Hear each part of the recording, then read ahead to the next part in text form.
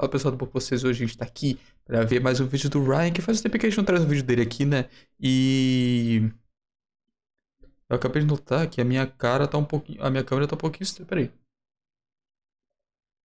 A minha câmera tá um pouquinho estranha. Deixa eu tentar fazer uma correção de cor aqui.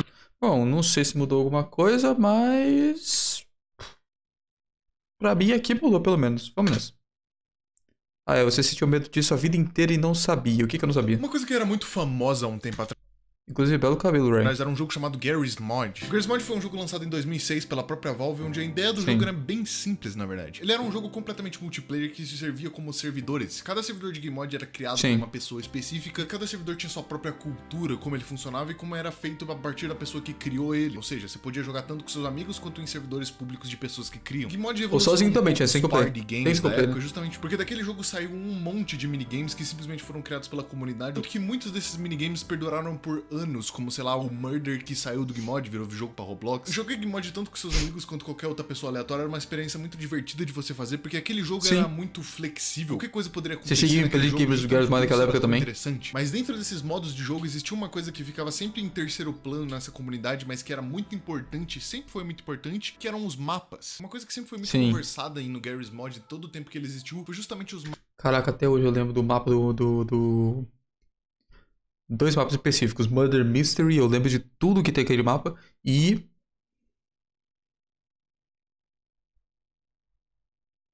Murder Mystery... Eu falei Murder Mystery, velho, é o... Caraca... Hell's Resort, na verdade. Nossa, por que eu falei Murder Mystery? É Hell's Resort. Eu lembro do Hell's Resort e daquele mapa do Minecraft de TTT, velho. Mapas dele que eram uma coisa que era muito carismática do seu jeito meio único. Eu tenho certeza que alguns mapas que eu tô passando pela tela agora você provavelmente já viu em algum vídeo do YouTube e você lembra dele de uma forma meio nostálgica, ou você mesmo já jogou muitos desses mapas, porque eles são muito icônicos. Inclusive esse mapa de cidade específico, se não me engano, é um dos mapas padrões que vem no Garry's Mod, eu acho. Se não for dos padrões, é um dos que a comunidade na época mais ficava voltando como bom, né? Ele era muito simples, era só cidades assim vazias, não tinha nada neles. E os cenários todos do Garry's Mod era só construções, essas paradas assim, tudo vazio e você fazia as paradas. Que me deixava com um pouquinho de... Será que é disso que ele vai falar? Me deixava um pouquinho de medo, às vezes justamente por eu ficar muito sozinho no lugar o tempo inteiro. Mas... Era muito maneiro quando você jogava com amigos, no caso. Eu jogava bastante com meu irmão, tal. A gente fazia um esqueminha lá que ele tinha comprado o Garry's Mod e eu não. A gente fazia um esqueminha lá na Steam lá pra gente conseguir jogar junto e dava pra jogar junto. E tal. Mas... O que eu ia falar? Ah, eu ia falar que nesse mapa aí, eu me lembro exatamente dele porque foi a minha primeira experiência com SCP. Tinha um NPC que era... Eu esqueci qual o número do SCP que era, mas era aquele SCP de estátua, sabe? A estátua que fica paradona, se você tira o olho dela, ela te mata. Tipo, você ficava o tempo todo... Eu ficava só de sacanagem. Eu botava a estátua ali, aí eu começava a voar. Ia pra longeaço, continuava olhando pra ela. Aí eu virava pro ladinho assim, eu tirava a visão dela, eu tirava a visão e voltava. Pelo menos que eu tirasse a visão e voltava, ela só clipava pra muito mais perto. Sabe? Aquele NPC foi feito muito bem, ele é extremamente rápido. Ele só clipava assim, de repente, quando você olhava pra ele tava caindo.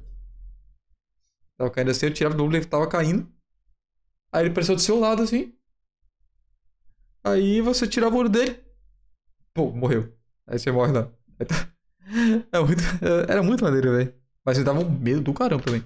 Você lembra dele de uma forma meio nostálgica, ou você mesmo já jogou muitos desses mapas, porque eles são muito icônicos ao mesmo tempo que não são icônicos. É meio difícil de explicar. Por mais normal essa música no fundo também. Você consegue ver esse estilo de arte do Garry's Mod se estendendo para outros jogos como Half... Nossa, a pontezinha ali, aquele prédio, negócio ali, junto com num campo todo aberto. Acho que era Hollywood, né? Esse mapa aqui, ó. Esses dois aqui de baixo. Que é o mesmo, né? Era incrível, velho, justamente porque era um negócio todo aberto e não era um negócio tipo uma cidade que parece que deveria ter alguma coisa e tá toda vazia. Só que literalmente não deveria ter nada, sabe? É aquela parada do espaço liminar, sabe? Que na cidade aqui, você sente que deveria ter carros, deveria ter pessoas andando, e aí quando tá tudo vazio fica estranho. Esse aqui não era pra ter nada, então você fica tranquilo vendo isso. E... Quer falar? Era muito bom que tinha uns. Era muito bom quando eu descobri o segredinho dessa ponte, que dentro da ponte, assim, né? Que ela era Não era uma ponte, era um arco, assim, né? Era só um túnelzinho, só no meio do mapa. Aí tem um arco nele, assim, e dentro dos lados desse arco tinha um negócio oco lá dentro. Eu ficava brincando e tal, fazia uma brincadeirinha com a arma do portal que tinha na comunidade também. Era Ou seja, você consegue ver esse estilo de arte do Garry's Mod se estendendo para outros jogos como Half-Life, CS 1.6 ou CS Source. Também porque eles foram feitos na mesma engine, né? A Source Engine. E Garry's Mod é um mod de Half-Life. Mas existe um lado meio sombrio nesses mapas e nesses jogos que existiram por tanto tempo que eu não vi ninguém documentando sobre, e por isso eu quero explicar para vocês. O quê? Os mapas amaldiçoados de verdade. Ou quase isso. Vem comigo que você vai entender. Antes do Como vídeo é que começar, é, me permita falar um pouco sobre o patrocinador do vídeo de hoje. Quem? Opera GX. A gente aqui sabe muito Boa. bem que o Opera GX é talvez um dos melhores navegadores que Olha você que tem hoje em dia edição pra boa, você, cara. principalmente jogar coisas, ao mesmo tempo que mantendo a beleza e a customização dele, fazendo você poder até colocar alguns wallpapers animados dentro dele. E até conseguindo deixar você... Sinceramente, eu não gosto de estética gamer, de neon, essas paradas assim, né? Então, dá pra ver claramente que eu não gosto dessa estética. Você pode estar... É porque eu parei pra... Se você for olhar, por exemplo, as minhas lives antigas lá, vai no meu canal, bota lá no... Você vai no meu canal, vai em vídeos e coloca a sua transmissão ao vivo. Você vai nas mais antigas até as mais novas. Depois você não vê a live não, é só você ver o estilo que tava a minha live até chegar agora. Ele tava no estilo mais ou menos assim. Ele tava seguindo o estilo e tal. Aí eu fui pro estilo mais branco e tal, mais clean. E aí o que eu fiz agora? Eu fiz um negócio tipo... Tipo isso aqui.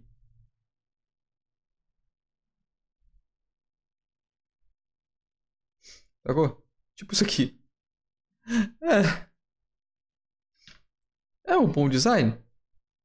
Sim. É mais clean assim, mas eu não gosto de paradas de neon, sabe? Eu não gosto muito de parada de neon. Eu meio que cansei de coisas de neon. Mudar justamente porque você tem ele há muito tempo e você tem muita coisa salva nele, seja nos favoritos Eu acho que eu pulei um pouquinho propaganda sem querer. ou em próprias extensões e configurações dele. Pode ficar tranquilo que o Opera oferece duas opções que conseguem fazer você transportar tudo que você tem de um navegador pro outro e fazer assim ficar muito melhor pra você. Primeiro, Eu no momento eu só não uso o Opera GX porque eu uso Linux e no Linux você só tem o Opera normal. E o Opera normal é terrível. além de você ter toda uma loja de extensões da própria Opera, todas as extensões que são do Google Chrome também são completamente compatíveis com o Opera e você pode instalar. E segundo e mais importante, o Opera GX tem uma Mas eu acho que opção o Opera você não é pode baseado em Chrome, simplesmente eu acho. importar todos os seus favoritos históricos de navegação, configurações e até cookies de um navegador pro outro. E tem até pra você que talvez não tenha um computador ou tenha o seu computador e quer ter o Opera GX no seu celular também, fique sabendo que agora o Opera GX chegou pra versão mobile e ele é mais estiloso do que nunca. E é claro, também vem com funções muito interessantes como, por exemplo, a função de flow. Com essa função você pode conectar o seu navegador A função de flow eu também. Eu gosto bastante da função do jeito de navegação do Opera GX também. Que ele tem um modo de navegação que é uma bolinha embaixo assim e você arrasta ela pros lados. É tipo gesto, sabe? do seu celular com o navegador da sua desktop através de um QR Code. E com isso você consegue criar um espaço que é tipo como se fosse um chat de WhatsApp ou de grupo, onde você pode enviar mensagens, salvar links, vídeos do YouTube e até imagens e arquivos lá dentro para você poder passar do celular pro computador de uma forma muito mais rápida e mais fácil. Então me diz aí, o que você tá esperando? Baixa o Opera GX pelo link na descrição e aproveita esse navegador maravilhoso que te ajuda em muito e que é completamente gratuito. E de quebra você vai estar ajudando bastante o canal. Muito obrigado, Opera, por patrocinar o vídeo de hoje e vamos pro vídeo.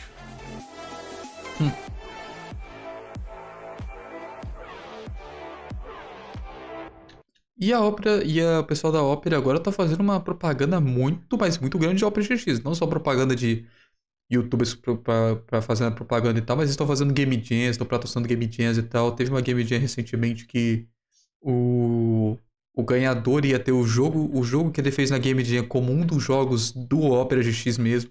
É umas paradas bem legais que eles estão fazendo, velho. E o navegador é bom mesmo, tem um monte de gente usando também. RP Downtown V2. Vou dar um spoiler pra você, fantasmas não existem. Anos atrás era muito comum que mods existirem mapas de você fazer RP. RP é um estilo de jogo que ficou muito famoso com GTA V RP, onde você geralmente pega uma profissão ou vive a sua vida ou a vida de um personagem que você cria dentro de um jogo. Também existe uma coisa não tão a ver, na verdade lá mais a ver com o RP, né? Que eu diria que o meu primeiro contato com o RP foi Roblox, velho. Incrivelmente. Tipo assim, fora os RPs não tão RPs assim, que era tipo só... Sei lá, geralmente quando eu jogava RPG e aí eu fingia que eu era o personagem mesmo, sabe? Era um mini RP, só que não era um jogo focado em RP. O primeiro jogo focado em RP mesmo que eu joguei foi no Roblox, que eu esqueci o nome do jogo específico, que eu acho que ninguém mais deve jogar aquele jogo. aquela sala, nem sei se ela existe ainda, que era um medieval que não tinha nada de especial. As animações eram bem. Ele tinha umas animações assim que era meio mais ou menos, mas ele tinha muita customização de roupa. Não tinha tanto. Aliás, não tinha tantas customizações de roupas, mas o jeito que você podia fazer ela, só mudando a cor, já mudava pra caramba, sabe? Só mudando a cor você poderia passar de um mago pra com um espadachim, pra um sei lá o que, pra um cavaleiro.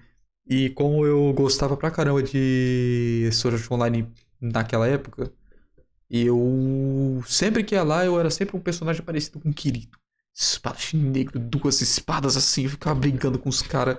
Chegava pros caras lá, ô, tu aí, passa-me o dinheiro, eu passo-te a lâmina. Aí o cara vai lá e falava, não vou passar-lhe o dinheiro. Então eu falava, som, toma, toma, toma, toma. Aí o cara ficava digitando, ah, meu Deus, esse está me matando. O roleplay daquele negócio era incrível, hein, velho. Tinha um RP de todos os jeitos. Por exemplo, a DayZ tinha muito RP de você jogar em Apocalipse Zumbi. E também RPs no Gmod. Esse tipo de coisa não é uma coisa que ficou muito famosa no Brasil, mas pelo menos lá fora as pessoas jogavam muito Gmod, principalmente os servidores de RP de Gmod. Esses servidores conseguiram continuar por dezenas de anos, assim, com milhares de pessoas jogando eles. Um ponto tão absurdo onde mais de 16 anos que o jogo lançou, você ainda consegue encontrar os servidores, às vezes, cheios desse jogo. E dentre deles tem o mais famoso. O nome dele é Dark RP. Isso, não coisa que eu falei errado aqui, Dark RP não é um servidor, e sim uma categoria de servidores. Então tem coisa errada aí. Esse era basicamente o servidor mais famoso de RP que você poderia encontrar. Categoria. O servidor mais famoso do Gmod inteiro. Mas o motivo do porquê ele tá nessa aqui não é porque ele era muito foda ou muito gigantesco, e sim porque existiam dois mapas que foram feitos pra ele que são muito importantes pra essa história. O RP Downtown e o RP Downtown V2. Esse mapa foi criado por um cara... esse aí. Esse aí foi aquele que o Psycho participou no vídeo dele, do Irritando Jogadores? Chamado The Pro. Esse cara sozinho, ou com a ajuda de alguma pessoa que não vem ao caso, criou esses mapas e esses mapas ficaram muito famosos pela comunidade do Dark RP do Gmod. Durante talvez mais de 10 anos, os mapas que eles criaram foram usados principalmente nos mapas de Dark RP como o mapa principal onde as pessoas jogavam. Esse mapa teve uma importância muito grande pra esse pessoal que jogava lá e por isso o The Pro começou a ficar bem conhecido como o cara que criou esses mapas. E afinal também, todo mundo tem uma certa lembrança da infância de algo que fazia muito, como por exemplo jogar algum servidor de multiplayer. Só que essa nostalgia parou de ser uma coisa tão interessante ou tão boa quando a imagem desse jogo nostálgico... Eu vou falar um negócio todo aleatório de falou de infância ali, né? Eu vou falar de um negócio muito aleatório aqui que é tipo, lembra daquela parada do vídeo do Bruno Hatak de achando jogos antigos e tal? No caso, o jogo de Fazendo Mal, que ele citou lá o tipo of My Joystick, o pessoal procurando jogos antigos. Tem um jogo da minha infância que era de Flash, obviamente eu não vou mais conseguir encontrar esse jogo, mas eu queria muito saber se alguém conhece esse jogo. Que era tipo, era um jogo de plataforma. Eu não lembro se ele era muito grande em questão de níveis, essas paradas assim. Mas eu sei que eu nunca zerei ele.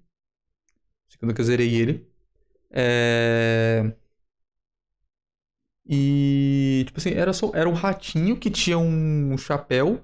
Era um chapéu parecido com o de Gerinho, só que ele era muito magrinho. Eu não sei se ele era de algum jogo, se ele foi criado para aquele jogo. Mas ele era um ratinho todo magrinho assim e tal. Ele ficava...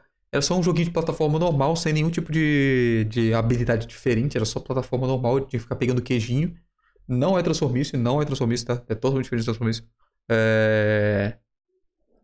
E o negócio que eu não consigo esquecer daquele jogo era a música dele, porque só tinha uma música do jogo. Que era uma música dele, que eu sei que é de outro jogo. Eu sei que essa música ele pegou de outro jogo, porque eu descobri isso um tempo depois, mas eu esqueci qual que era o jogo. Que era uma música tipo... Era uma coisa assim, velho. Eu não sei. Eu não lembro qual que era o nome do jogo. Eu queria muito saber se tinha alguma gameplay e tal. Eu pesquisei uns anos atrás, só que eu não consegui encontrar, velho.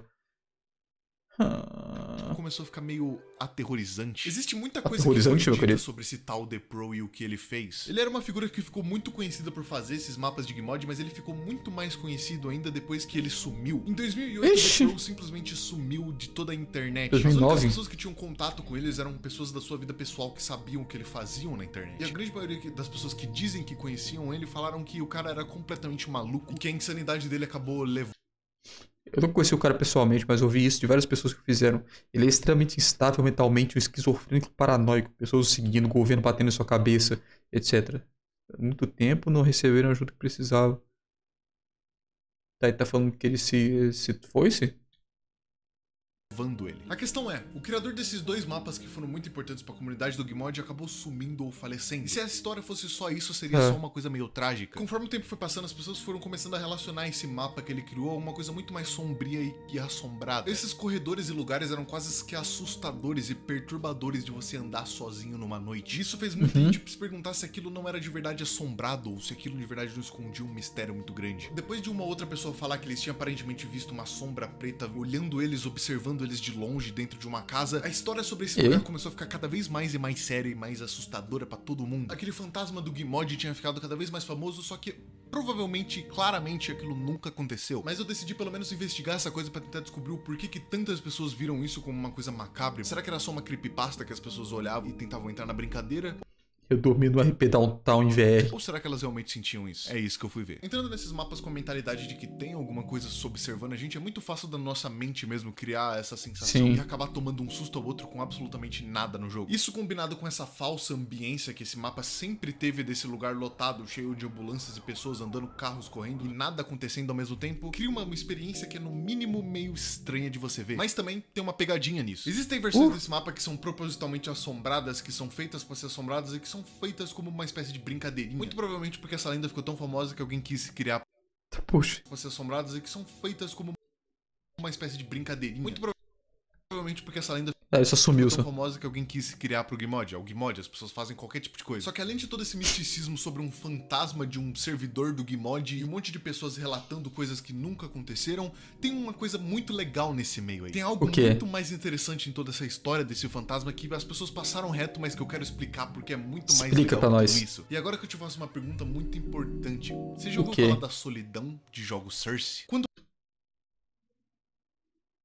eu acho que eu falei isso mais cedo. Half-Life entrou no mercado de jogos, ele mudou muita coisa. É sério. Esse jogo que hoje em dia é meio estranho criou muita coisa importante pra indústria e foi muito importante num geral, justamente porque ele criou uma coisa chamada Engine Source. A Source Engine foi uma das engines mais usadas pra jogos multiplayer criados pela Valve desde que eles começaram a criar Ele iria Johnson só pra Linux. coisas. Foi basicamente um lugar onde saíram a maior parte dos sucessos de 2006 até 2011, que são jogos que são muito lembrados até hoje. Esses jogos, pelo menos no PC, forjaram como multiplayer poderia ser feito. A Valve sempre apostou em jogos multiplayer e todos os jogos deles sempre foram feitos pra você jogar com um monte de pessoas ou até um grupo de pessoas. Não é como se eu precisasse dedicar 1 minuto do meu tempo pra poder explicar pra você qual é a importância de CS no mundo dos jogos, né? A questão é, essa engine criou muita coisa importante pra história dos jogos e isso fez com que experiências que duraram mais de, sei lá, 10, 20 anos existissem até hoje. Desde muito tempo atrás até hoje você tem salas lotadas explodindo de pessoas a todo momento nesses mesmos jogos há muito tempo. Isso acabou gerando um apego nostálgico para as pessoas a esse tipo de jogo. E esse apego, mas essa engine criou um efeito que só acontece quando você tem essas duas coisas juntos. Que é se você ficar sozinho num jogo desses. Isso é um experimento interessante que só jogos multiplayers conseguem te proporcionar. E é algo que é muito mais explorado e muito mais desenvolvido pelos engine de jogos Source. Presta atenção.